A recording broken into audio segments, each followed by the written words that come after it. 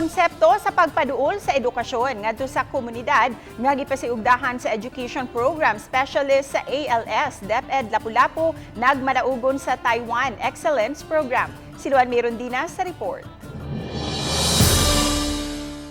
Hayan karong Hulyo, musubay na sa mga sudlunong bahin sa Lapu-Lapu City ug Cordova kining mobile card kun mobile knowledge access and resources for training. Hitsas kini sa duha ka mga dagkong TV sets na po ka mga laptop ug i-energize kini gamit ang PV system.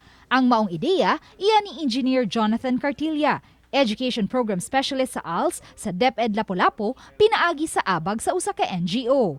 Tinguhan ni ini nga mapaduol ang edukasyon ngadto sa komunidad. I am connected with ALS, so nakita po nako nga dako ang need to go to the communities. Kay ana man na mobile man mi. Ang maong konsepto usa sa tulo ka mga mananaog atol sa Taiwan Excellence Awarding Ceremony karong tuiga, diin gila ang mga talagsaong konsepto nga nagpakita og sustainable development goals ug nagsulbad og problema sa katilingban.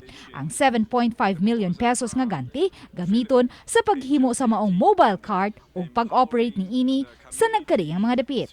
Mao to nga medyo nakapaborta sa uban tungod kay dili lang siya education ang target po ato.